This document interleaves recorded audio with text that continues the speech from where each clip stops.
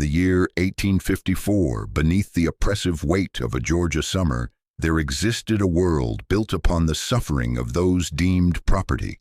The air hung thick and still over the cotton fields that stretched beside the Ocmulgee River, where red clay soil bore witness to countless acts of cruelty disguised as commerce.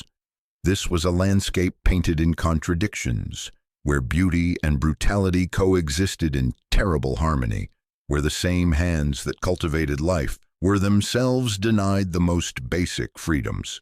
Before we dive in, let us know in the comments where you're watching from. We'd love to hear it. And if you're enjoying the content, give the video a like to help support the channel. Now, sit back, relax, and enjoy the story. Among the enslaved people who labored on the Price plantation lived a boy named Jonah, 16 years of age, whose quiet demeanor masked a mind of remarkable acuity. To those who held power over him, Jonah appeared unremarkable, just another young worker fulfilling his assigned duties without complaint or resistance. They saw only what they wished to see: obedience, simplicity, submission. They never looked deep enough to notice the intelligence burning behind his careful silence, the way his eyes tracked every detail of his surroundings, cataloging information that others dismissed as meaningless. Jonah's primary assignment placed him at the Bathhouse, a structure that embodied the grotesque inequalities of the plantation system. This building, constructed with enslaved hands from imported timber and fitted with expensive fixtures shipped from distant cities, served as a temple to the comfort and leisure of those who claimed ownership over human lives. Within its walls, Master Edwin Price and his family indulged in luxuries that seemed obscene against the backdrop of slave quarters where children slept on dirt floors and families huddled together for warmth through winter nights. The bathhouse stood apart from the main house, a deliberate separation that allowed Price and his guests to enjoy their ablutions in supposed privacy. Yet privacy, like so many things on the plantation, existed only for those with white skin. Jonah and the other enslaved workers assigned to the bathhouse moved through its spaces like shadows, expected to anticipate every need while remaining essentially invisible. They heated the water in massive iron cauldrons, carried buckets up narrow stairs, scrubbed floors on their knees, and maintained the complex system of pipes and valves that Price had installed with such pride. For Jonah, the bathhouse became an education in the mechanics of oppression. He learned the building intimately, not through choice, but through necessity. He understood which floorboards creaked and which remained silent beneath his careful footsteps. He knew the temperamental nature of the furnace, how it required constant attention and adjustment to maintain the precise temperatures demanded by those who bathed above. He memorized the layout of the water system, tracing in his mind the path of every pipe, the function of every valve, the vulnerability of every joint. Master Edwin Price considered himself a progressive man, a notion that would have been laughable had it not been so deeply tragic. He spoke often of efficiency and modernization, of bringing the latest innovations to his enterprise. He subscribed to agricultural journals and corresponded with other plantation owners about irrigation techniques and crop rotation. Yet for all his claims to enlightenment, his treatment of those he enslaved revealed the moral bankruptcy at the heart of his worldview. To Price, human beings were simply another form of machinery to be maintained and maximized for productivity. The bathhouse represented Price's vision of civilization, his attempt to recreate the refined comforts of European society in the red clay hills of Georgia. He had installed a sophisticated system of water heating that relied on pressure valves and temperature gauges, technologies that fascinated him precisely because they demonstrated his mastery over the natural world. That this mastery extended in his mind to mastery over other human beings seemed to him entirely natural and proper. He never questioned the foundation upon which his comfortable life rested, never allowed himself to see the faces of those whose labor made his leisure possible. Among the boys assigned to work the bathhouse, Jonah had formed a quiet friendship with Eli, a child of perhaps 13 years, whose gentle nature and quick smile offered brief moments of light in their shared darkness. Eli had arrived on the plantation 2 years prior, sold away from his family in the Carolinas to settle a debt his previous owner had incurred. The separation had wounded him deeply, and Jonah had watched the boy struggle to find reasons for hope in a world designed to crush such feelings. Yet Eli persisted, finding joy in small things: the song of a mockingbird at dawn, the taste of blackberries stolen from the edge of the woods, the warmth of friendship that not even bondage could fully extinguish. The work at the bathhouse was dangerous, a fact that the enslaved workers understood far better than their masters. The furnace burned at temperatures high enough to scar flesh instantly. The water, when heated to the preferred temperature of those who bathed, could scald skin from bone if mishandled. The pressure system, for all Price's pride in its sophistication, required constant vigilance and adjustment. A valve left open too long, a gauge misread, a moment of distraction, any of these could result in catastrophe. It was on a sweltering afternoon in late August when catastrophe arrived. Jonah had been sent to the main house to retrieve fresh linens, a task that took him away from the bathhouse for perhaps 20 minutes. When he returned, he found chaos.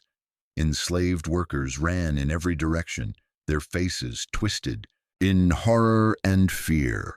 Smoke poured from the bathhouse windows, carrying with it the acrid smell of burned wood and something far worse. And then he saw Eli, or what remained of Eli, being carried from the building on a makeshift stretcher, his young body so badly scalded that Jonah barely recognized him.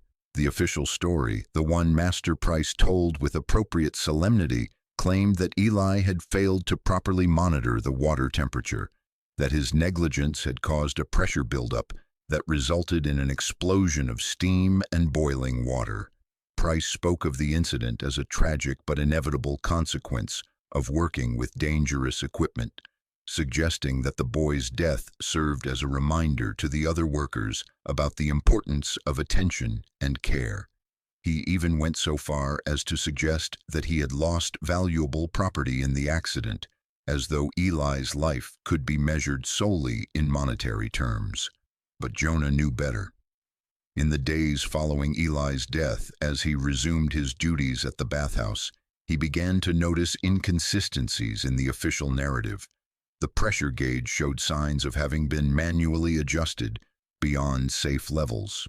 The release valve that should have prevented any dangerous buildup had been deliberately jammed shut, and he remembered, with sickening clarity, overhearing Price complain about Eli's slowness just days before the incident, threatening to teach the boy a lesson about efficiency.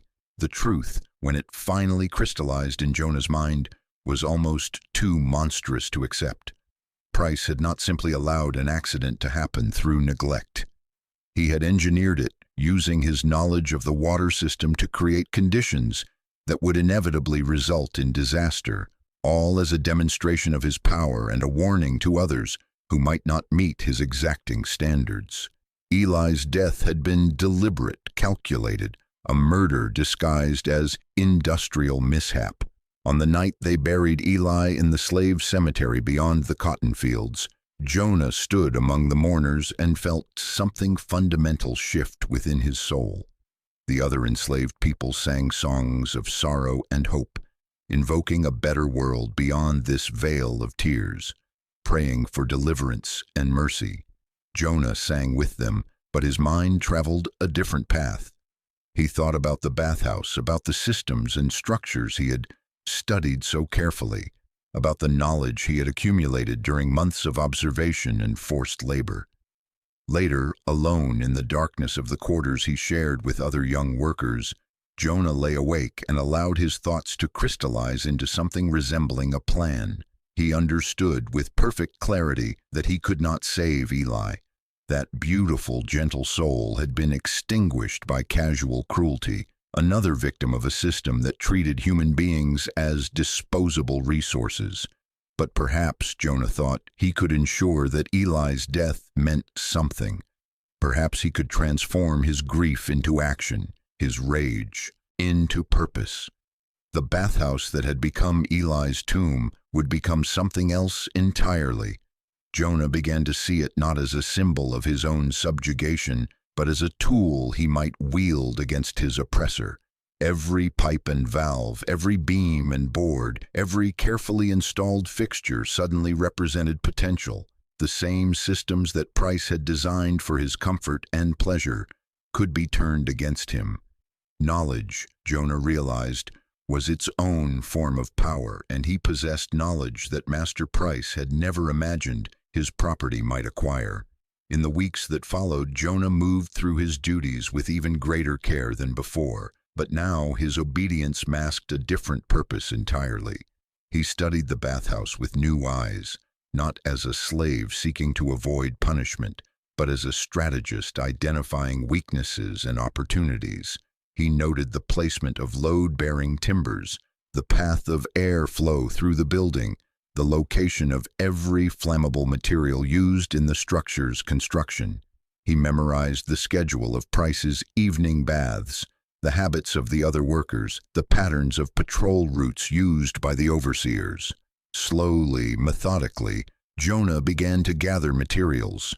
A rag soaked in lamp oil tucked behind a loose board, chips of resin collected from the edge of the pine forest, hidden in cracks between stones, bits of charcoal secreted away from the furnace, each item acquired and concealed with patience and care, each step in his plan considered from every angle.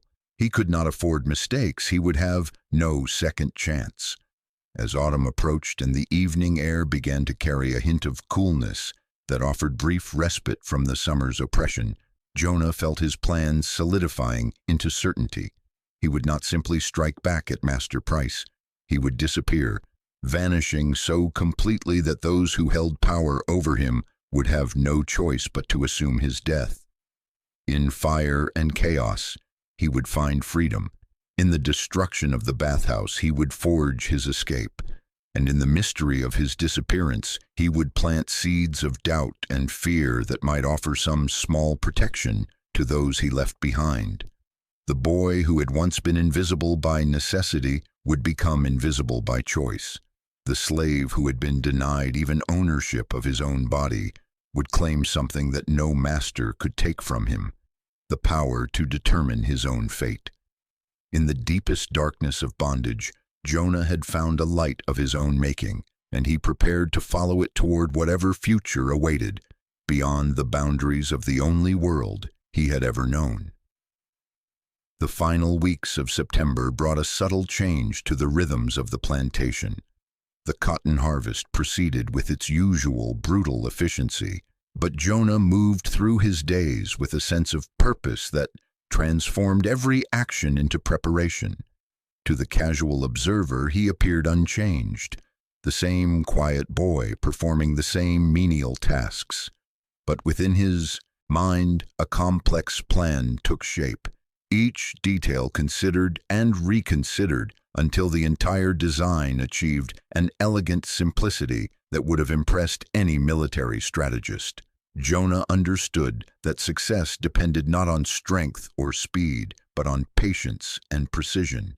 He needed to create conditions that would allow him to escape, while simultaneously convincing everyone that he had perished in the very fire he intended to set.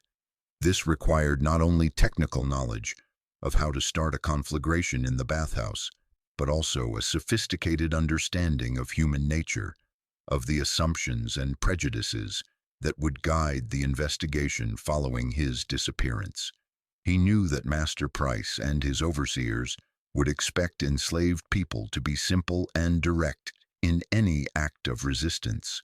They would imagine violence born of rage, impulsive destruction without forethought or planning.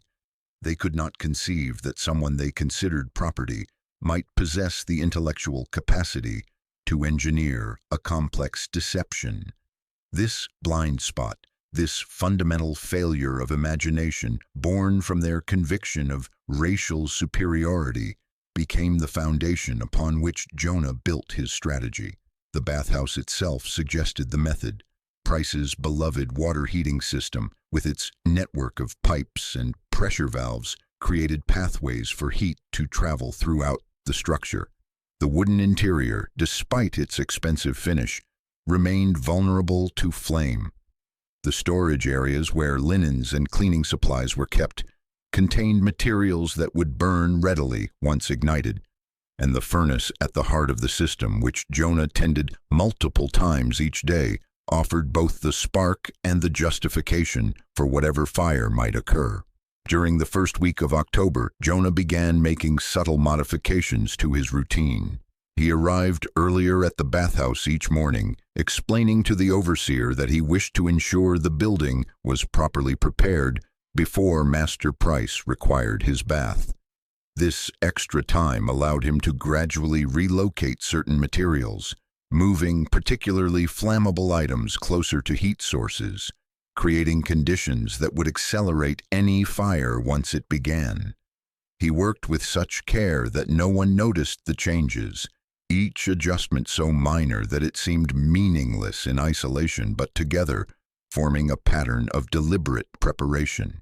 He paid special attention to a narrow crawl space that ran beneath the eastern wall of the bathhouse, originally constructed to allow access to the building's foundation for repairs.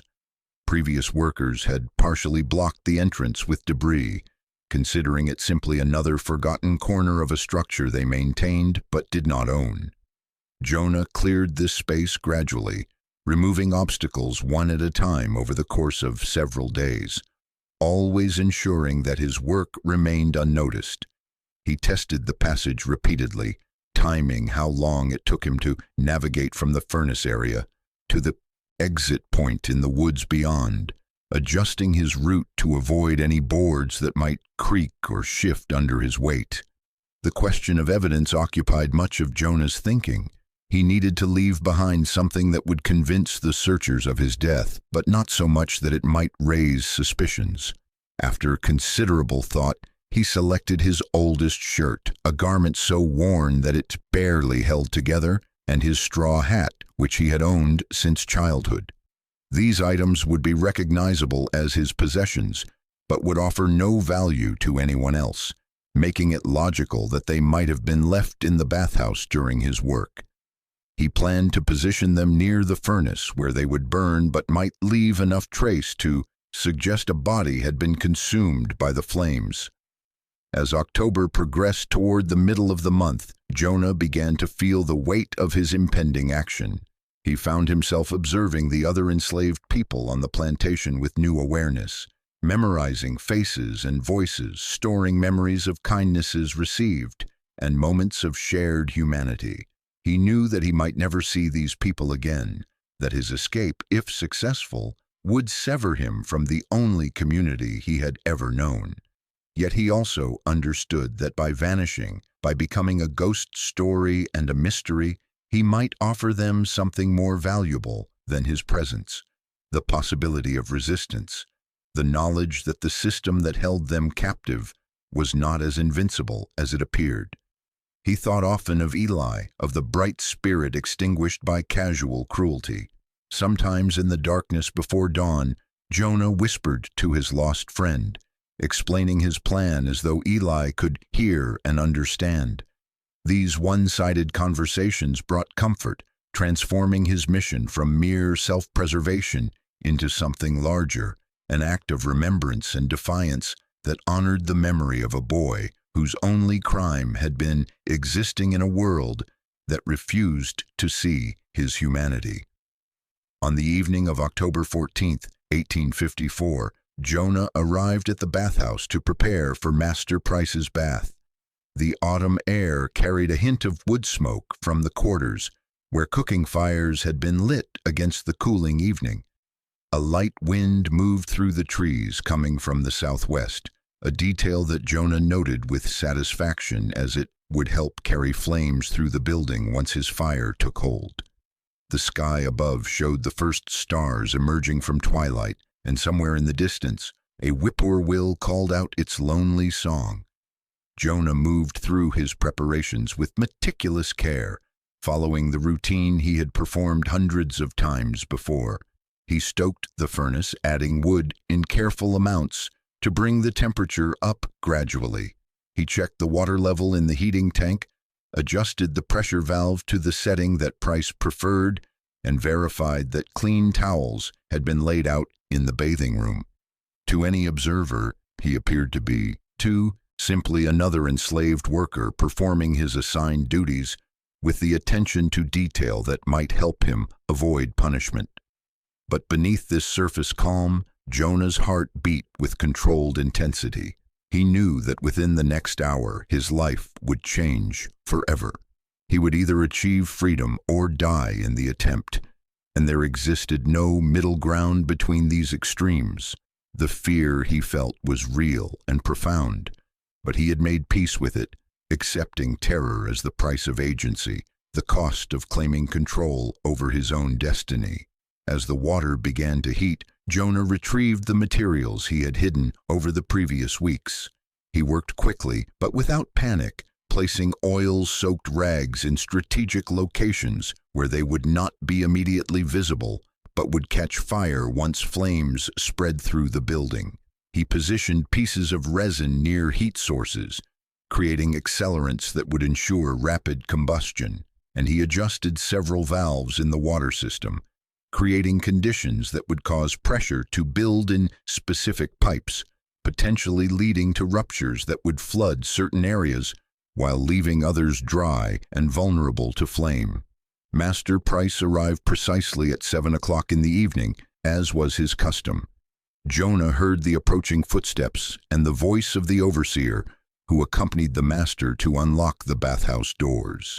He made a show of checking the water temperature one final time, then reported that everything was ready.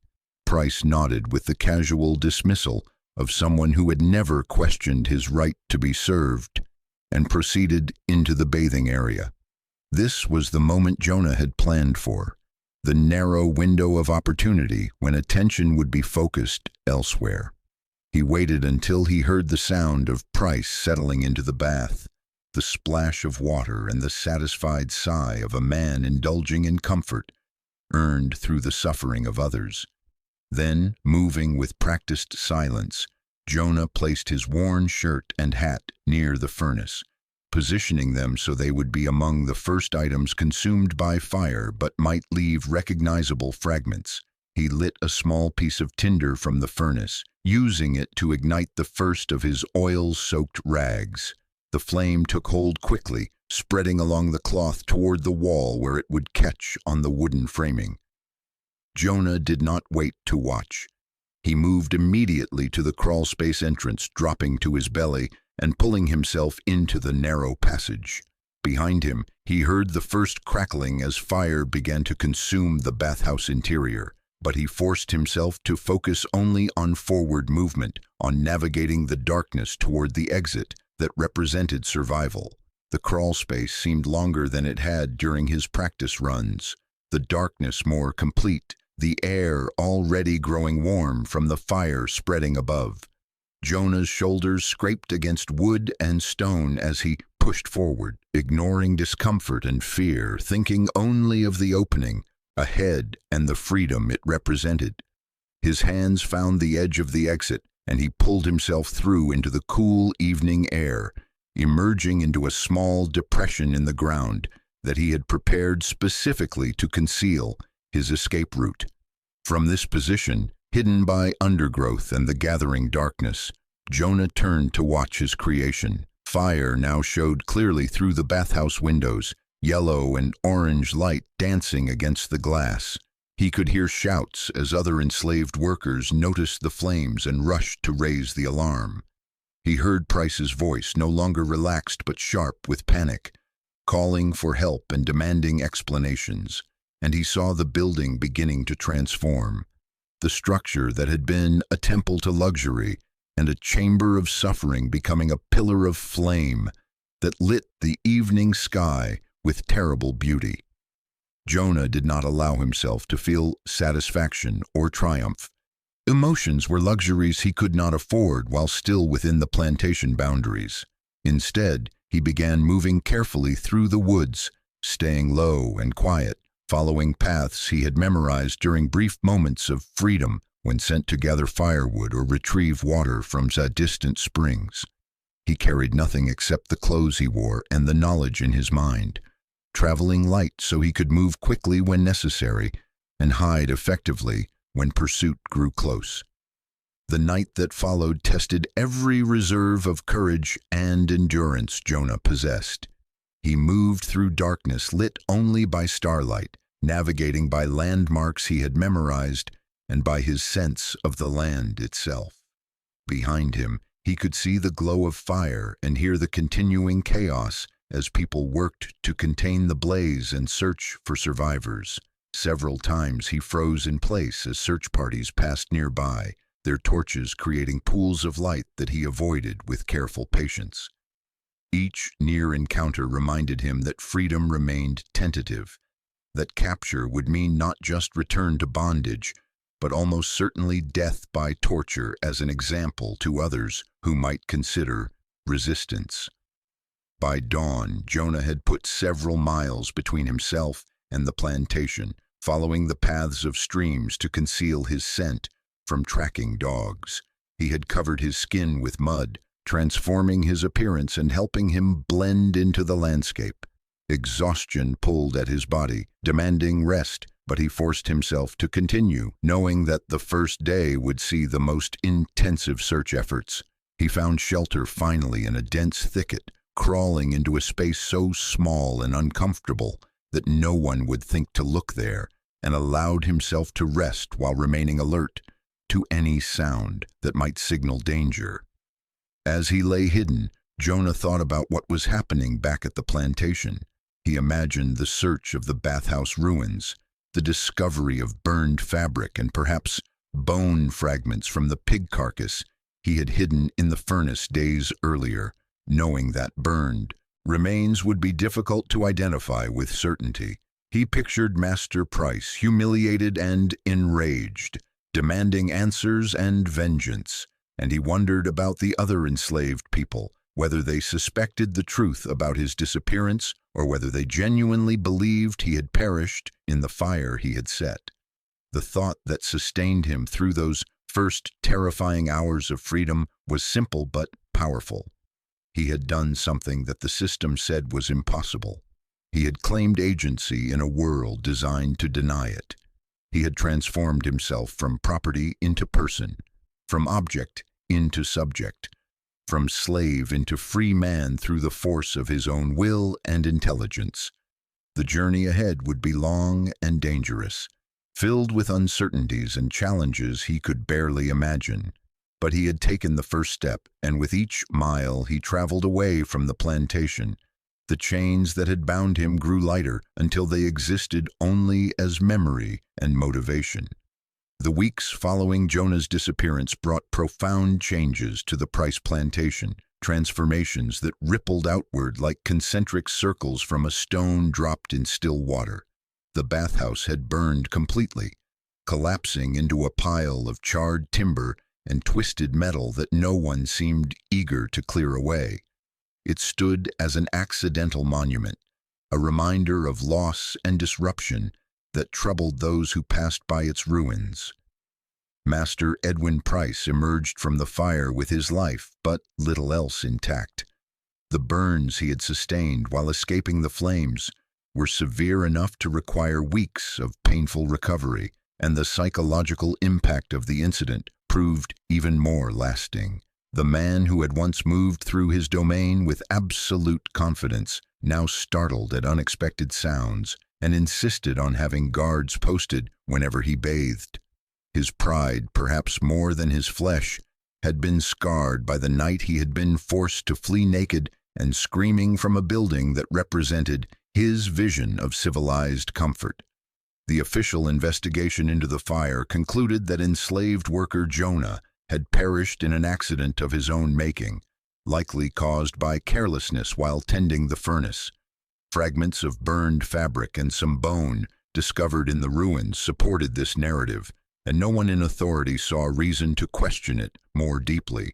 The burned remains were buried in the slave cemetery without ceremony or marker, and the matter was considered closed.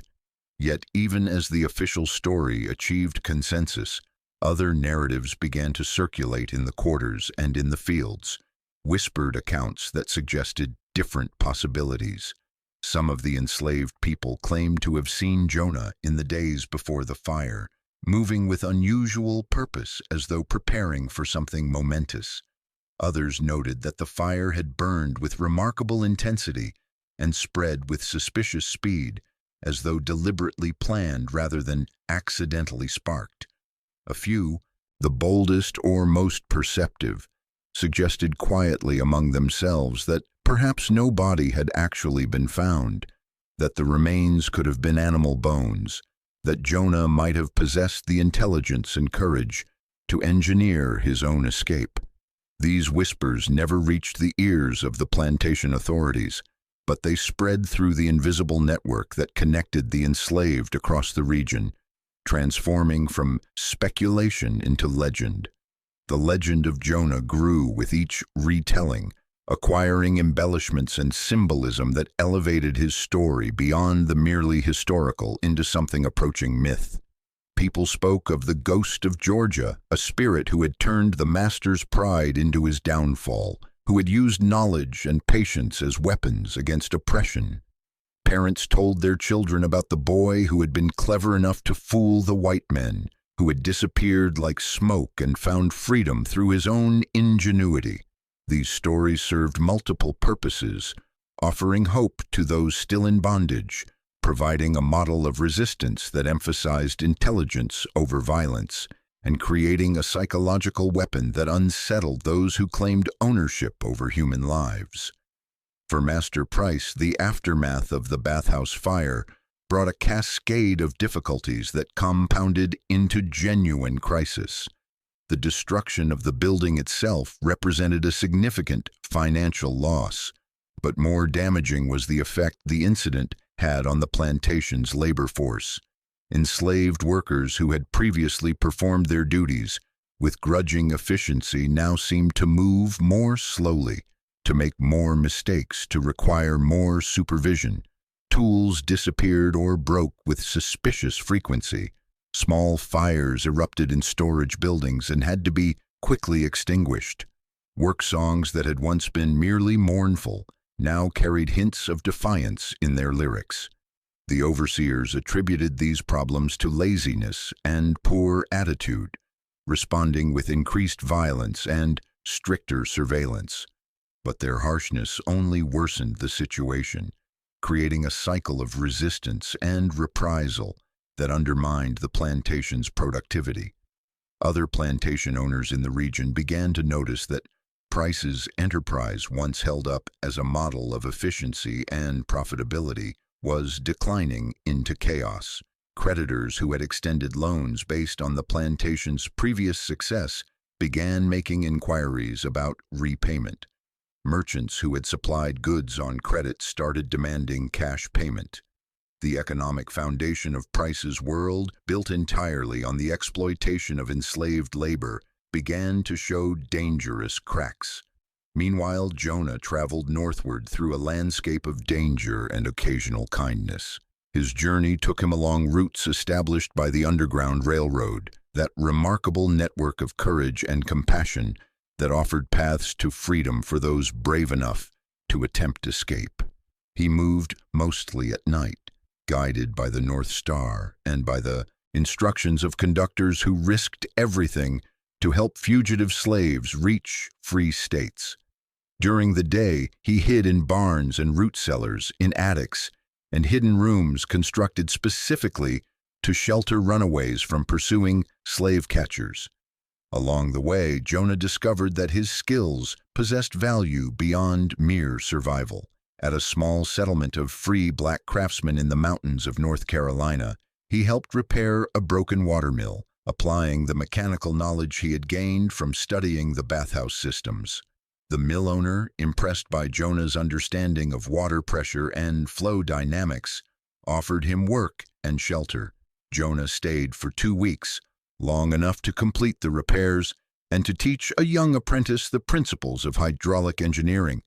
When he departed, the mill owner gave him supplies and a letter of introduction to contacts further north, resources that proved invaluable in the weeks that followed. At another stop, a Quaker family sheltering runaways asked Jonah to help design a more efficient heating system for their barn, which they used to house fugitive slaves during their journey to freedom. Jonah created a design that used the heat from their cooking fires to warm the hidden space while producing minimal visible smoke, a system that would help protect future runaways from detection. The family marveled at his ingenuity, and word of his talents began to spread through the network of abolitionists and sympathizers who supported the Underground Railroad. These encounters gave Jonah something he had never possessed during his years of bondage: recognition of his humanity and his capabilities. People saw him not as property or even as simply a victim of injustice, but as a skilled individual with knowledge worth respecting and abilities worth cultivating. This acknowledgement of his personhood proved as liberating as his physical escape from the plantation, healing wounds that went deeper than any scars left by whips or chains. By winter, Jonah had reached Pennsylvania, crossing finally into free territory where slavery had been abolished and where he could walk in daylight without constant fear of capture. The transition from fugitive to free man occurred without ceremony or dramatic moment, marked only by his crossing of an invisible line on a map and the gradual easing of the hypervigilance that had sustained him through months of flight. He found work in a small town, again using his mechanical skills, this time helping to construct a system of pipes that would bring clean water from a nearby spring to the town center. But even as Jonah began to build a new life in freedom, he could not entirely leave behind the world he had escaped. He thought often of those still enslaved on the Price plantation and on the countless other estates where human beings remained trapped in bondage. He wondered about the friends he had left behind, whether they were safe, whether they told stories about him, whether his escape had made their lives harder or had given them hope. And he thought about Eli, the gentle boy whose death had catalyzed his rebellion, and he vowed that the freedom he had claimed would not be wasted on mere personal comfort. Back in Georgia, the Price plantation continued its decline. By the spring of 1855, Master Price had been forced to sell some of his enslaved workers to raise cash for debts he could no longer defer. The cotton crop had failed the previous season, afflicted by a combination of bad weather and the subtle sabotage of workers who had learned from Jonah's example that resistance need not be loud to be effective. Price's wife, unable to tolerate the changed atmosphere of a plantation haunted by the memory of fire and the whisper of ghosts, had returned to her family in Charleston, taking their children with her. The Bathhouse ruins remained untouched, avoided by everyone on the plantation. Some of the enslaved people claimed to see lights moving through the wreckage at night, though whether these were actual lanterns carried by living people or simply the play of moonlight on twisted metal, no one could say with certainty. The overseers refused to patrol near the site after dark, muttering about bad luck and spirits that would not rest. Price himself never visited the ruins, unable to face the physical reminder of his humiliation and loss.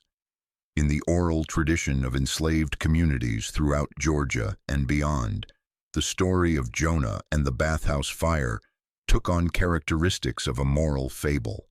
He became a trickster figure, a person who had used the master's own tools and systems against him, who had transformed oppression into opportunity through careful observation and patient planning. Parents invoked his name when teaching their children the value of education and intelligence, reminding them that freedom could be achieved not just through physical strength, but through the cultivation of knowledge and the strategic application of wit. The legend emphasized particular details: Jonah's youth, which made his accomplishment even more remarkable; his quiet nature, which demonstrated that resistance need not announce itself with violence; his technical skills, which proved that enslaved people possessed intellectual capabilities that the system of slavery denied and suppressed; and most powerfully, his complete disappearance, which suggested that escape was possible, that the boundaries of the plantation were not as impenetrable as the masters claimed. By the time 2 years had passed since the fire, the Price plantation had deteriorated beyond recovery. Master Edwin Price, broken in body and spirit, sold what remained of his estate to settle debts and relocated to a small house in Savannah, where he lived out his remaining years in bitter obscurity. The land he had once ruled with such confidence was divided and sold to multiple buyers, and the people he had enslaved were dispersed to other plantations. Throughout the region, the Bathhouse ruins gradually disappeared beneath growing vegetation, reclaimed by the land, until only those who had witnessed the fire could identify the location where the building had once stood. Yet even as the physical traces of that October night faded from the landscape, the memory persisted and grew. The ghost of Georgia became a permanent figure in the folklore of resistance, a reminder that even in the darkest circumstances, human ingenuity and courage could create paths to freedom. His story offered proof that the enslaved were not merely victims, waiting for liberation from outside forces, but agents capable of engineering their own salvation. And in an era when most acts of resistance ended in capture, torture, and death, Jonah's complete disappearance stood as a rare and precious victory, a triumph of mind over might that inspired others to believe that freedom might be possible. The years following the Civil War brought emancipation to millions of enslaved people throughout the American South, transforming a nation and fulfilling promises that had seemed impossible during the darkest days of bondage. Yet for those who had lived through slavery, freedom arrived not as a sudden revelation, but as a gradual awakening, a process of learning to inhabit new identities after lifetimes spent denied the most basic human rights.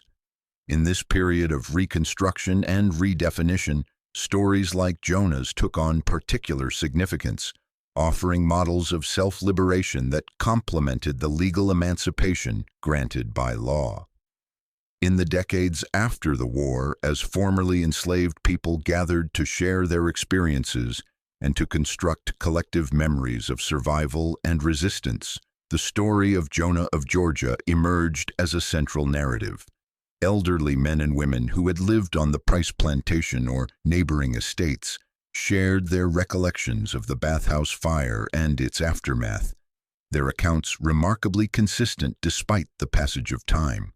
They spoke of a quiet boy who had understood machines and systems, who had possessed patience beyond his years, and who had disappeared into legend on a night when flames lit the Georgia sky. The story was told at church gatherings and family reunions, in schoolhouses established by freedmen to educate their children, and in the private conversations where elders passed wisdom to younger generations. Each telling emphasized slightly different elements, but certain themes remained constant: the importance of education and technical knowledge, the power of strategic thinking, the value of patience and careful planning, and the possibility of triumph even when facing seemingly insurmountable odds. Jonah became a symbol of intellectual resistance, proof that the mind could be a weapon against oppression more effective than any physical force. Some families in the region named their sons Jonah in the years following emancipation, conferring upon them a legacy of cleverness and courage. These namesakes grew up with the weight and inspiration of the story, expected to honor the memory of the boy who had engineered his own freedom through intelligence and will. Many of these young men went on to become teachers, engineers, and community leaders, their lives shaped by the example of a predecessor they had never met but whose story had become part of their inheritance. As the 19th century gave way to the 20th, historians and folklorists began attempting to verify the details of Jonah's story. They searched through plantation records and county archives, looking for documentation of the Bathhouse fire and the enslaved boy who supposedly perished in it. The records they found confirmed the basic outline: a bathhouse fire on the Price plantation in October of 1854, the presumed death of an enslaved worker named Jonah, and the subsequent decline of Master Edwin Price's enterprise. But the question that most fascinated researchers remained unanswerable through documentary evidence. Had Jonah truly died in the fire, or had he engineered his escape as the legend claimed? The lack of definitive proof became, paradoxically, part of the story's enduring power. The uncertainty allowed Jonah to exist simultaneously as historical figure and mythical hero, grounded in documented events but elevated beyond them by the imaginative faith of those who needed his story to be true. He represented possibility, the idea that even within systems designed to crush human agency, individuals could find ways to assert control over their own destinies. Whether he had died in the flames or walked away to freedom mattered less than what his story demonstrated about the indomitable nature of the human spirit when confronted with oppression. In the early decades of the 20th century, several elderly African Americans claimed to have encountered Jonah after his presumed death, though these accounts arrived too late to be verified and were treated with skepticism by some scholars. An old man in Philadelphia told of meeting a brilliant mechanic in the 1850s who had helped design water systems for several factories and who matched Jonah's description, though he had gone by a different name. A woman in Ohio recalled her grandfather speaking of a young fugitive who had stayed with their family briefly, teaching her father the principles of hydraulic engineering before continuing north to Canada. A church record in Toronto listed a Jonah Freeman among its founding members in 1856, though whether this was the same Jonah remained impossible to confirm. These fragmentary accounts, whether historically accurate or elaborated by memory and desire, contributed to the evolving legend. They suggested that Jonah had not only escaped but had thrived, building a new life in freedom and continuing to use his remarkable gifts to help others. Some versions of the story claimed he had worked with the Underground Railroad during the years before the Civil War, using his engineering knowledge to create hiding places and escape routes for other fugitives. Other accounts suggested he had lived out his days in quiet dignity, perhaps marrying and raising children who inherited his intelligence and determination, perhaps teaching his skills to apprentices who carried his knowledge into future generations. The physical site where the Price plantation once stood became, over time, a place of pilgrimage for some African Americans seeking connection to their history. The land changed hands multiple times over the decades, eventually falling into neglect as agriculture in the region shifted and old plantation estates were abandoned.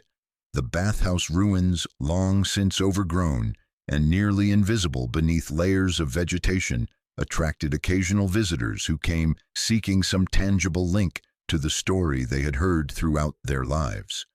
Local residents reported seeing people standing quietly near the site at dusk, paying respects to a memory that had transcended its origins to become something larger than any individual life.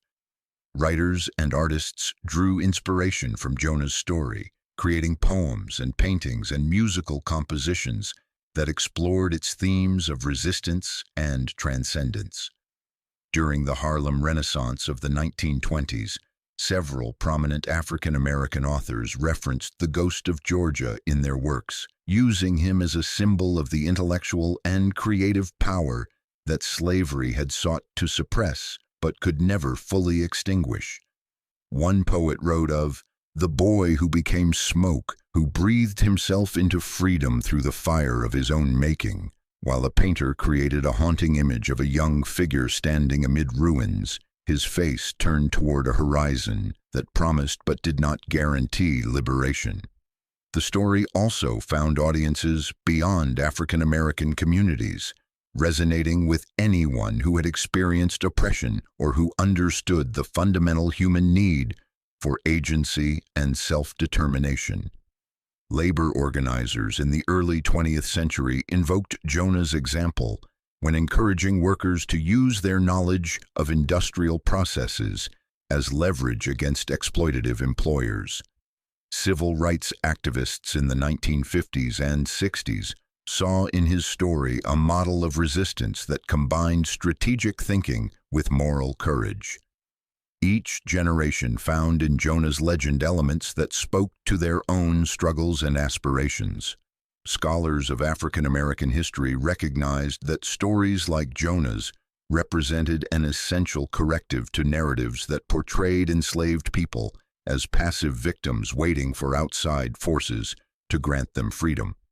His tale, along with countless other accounts of resistance, both dramatic and subtle, demonstrated that enslaved people had constantly sought to assert their humanity and claim their liberty through whatever means available to them. Some had engaged in armed rebellion, others in day-to-day acts of sabotage and refusal, still others in the kind of intellectual resistance that Jonah embodied. Together, these stories revealed the complexity and agency of people whom the system of slavery had attempted to reduce to mere property. As the 20th century progressed and new forms of injustice demanded attention, Jonah's story continued to offer inspiration and instruction. During the struggle against Jim Crow segregation, his example reminded activists that intelligence and strategic planning could be as powerful as protest marches and legal challenges. During the fight for educational equity, his story underscored the transformative potential of knowledge and the importance of ensuring that all people, regardless of race or background, had access to learning. During debates about economic justice, his use of technical skills to claim freedom highlighted the connections between knowledge, labor, and power. The legend evolved as it passed through time, but certain elements remained constant. Jonah was always young, emphasizing that resistance and courage were not limited to adults or those with conventional forms of power. He was always quiet and observant, demonstrating that resistance need not be loud or immediately visible to be effective. He was always intelligent and skilled, proving that enslaved people possessed capabilities that the system of slavery denied. And he always disappeared completely, transforming from flesh into legend, from individual into symbol, from slave into free man through the force of his own will and the application of knowledge gained through careful attention to the world around him. In the 21st century, historians using new methodologies and technologies continued searching for traces of Jonah's life after his presumed death. They examined records of free black communities in northern cities, looking for men whose skills and approximate ages matched his profile. They studied the engineering innovations developed in the mid-19th century, seeking evidence of techniques that might have originated with someone of Jonah's background and abilities. They interviewed descendants of families who claimed connections to the story, recording oral histories that preserved details lost from written accounts. Yet even with these efforts, Jonah remained elusive, his ultimate fate uncertain, his post-escape life shrouded in the protective obscurity that he had so carefully constructed. Perhaps this uncertainty was fitting, even necessary. Jonah's power as a symbol derived partly from his mystery, from the way his story opened onto possibilities rather than closing around confirmed facts. He represented not just one individual's escape, but the countless acts of resistance and self-liberation that occurred throughout the history of slavery, many of which left no documentary trace but were no less real for their absence from official records. Every enslaved person who had preserved their humanity in the face of dehumanization, who had maintained hope despite overwhelming despair, who had found small ways to assert agency within a system designed to deny it, was part of the story that Jonah embodied. The land where the Price plantation once stood has been reclaimed by nature, the fields long since returned to forest, the buildings dissolved into soil and memory. No marker indicates what happened there. No monument commemorates the lives lived and lost on that ground. Yet, in a sense, Jonah's story serves as a memorial more enduring than any physical structure could be. It keeps alive the memory of those who suffered under slavery while simultaneously celebrating their resistance and resilience. It reminds each generation that freedom is not simply granted, but must be claimed, that knowledge is power, that patience and planning can overcome seemingly insurmountable obstacles, and that the human spirit possesses a capacity for hope and courage that no system of oppression can fully suppress. As we stand now, more than a century and a half removed from the October night, when a 16-year-old boy set fire to a bathhouse and walked away into legend, Jonah's story continues to resonate. It speaks to anyone who has felt powerless, offering the hope that intelligence and determination can create paths where none seem to exist.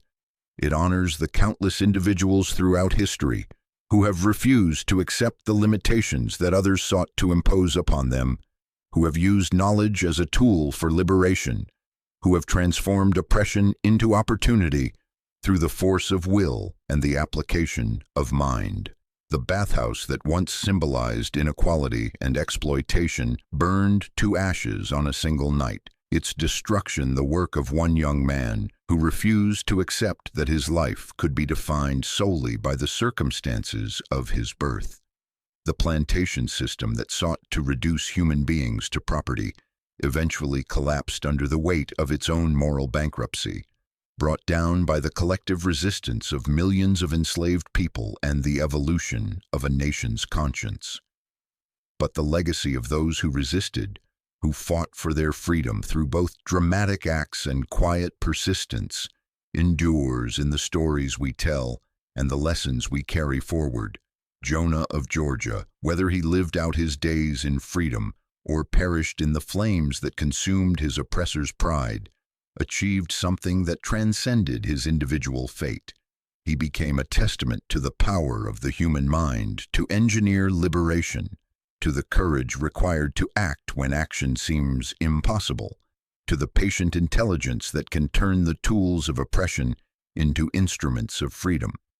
His story reminds us that even in the darkest moments of history, when systems of injustice seem invincible and permanent, individuals possess the capacity to imagine different futures and to take steps, however dangerous, toward making those futures real.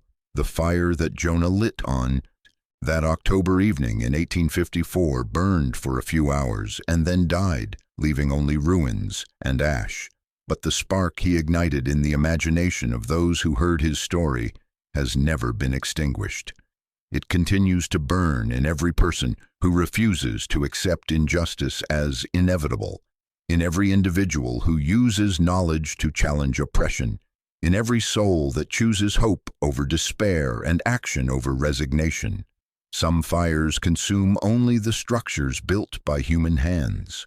Others illuminate paths forward through darkness that seems impenetrable, casting light that guides generations not yet born toward possibilities not yet imagined. Jonah's gift to history was not simply his escape, remarkable though that achievement was. It was the example he set, the model he provided of resistance grounded in intelligence, courage tempered by patience, and freedom claimed through the determined application of knowledge and will.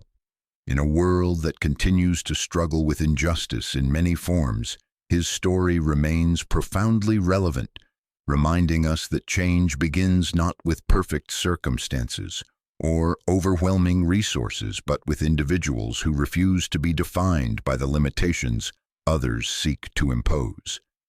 His legacy lives on in every person who learns, who plans, who hopes, who acts, who transforms themselves from object to subject, from victim to agent, from enslaved to free. The boy who vanished into legend on a night lit by flames teaches us still, his voice echoing across the centuries with a message both simple and profound.